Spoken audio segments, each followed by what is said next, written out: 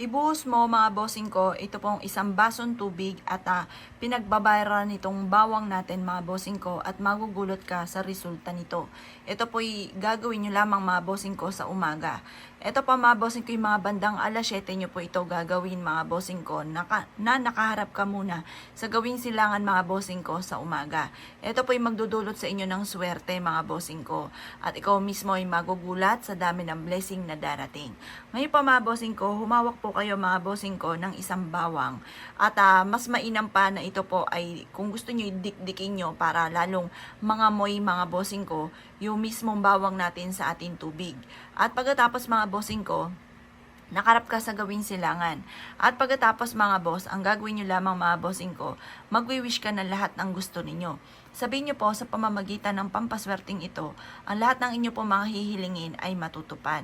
Or kung ano man po yung mga nais ninyo ng pagbabago, kagaya ng pag-aaway lagi sa loob ng inyong pong tahanan, mainam na gawin nyo po ito para matigil na ang mga pag-aaway. Dahil maaaring marami ng mga negatibong enerhiya sa loob ng inyong tahanan, kaya nagkakaroon ng mga madalas na pagtatalo. At ganoon din po yung mailap ang swerte, lalo na sa pera, problemado lagi sa pera.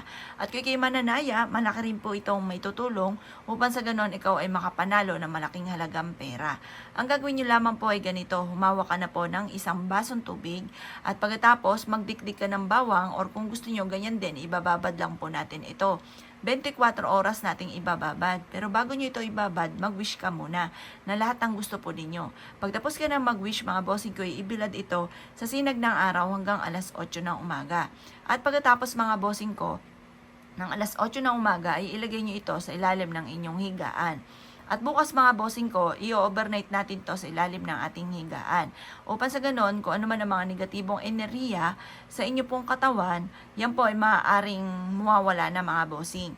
Yan po ay malaki po ang magandang dulot ng ating pong bawang at ganoon din po ng ating tubig sa paglalagay sa ilalim ng ating higaan. Mainam po mga bossing ko na ito po ay ilagay po natin ng 24 oras sa ilalim ng inyong higaan. Makalipas ang kinaumagahan mga bossing ko, ay kunin nyo po ito mga bossing ko ang tubig na may pinagbabara ng bawang at ibuhos ito sa harapan ng inyong pong tahanan or sa harapan ng inyong pong main door. Ang dulot po nito ay swerte. Hayaan nyo po siya na kusang matuyo po dyan. Ito pa mga bossing ko, yung magugulat ka kung never nyo pa ito na hindi nagagawa. Magugulat ka sa daming magagandang benepisyo na dulot po ng ating pong bawang at ng tubig.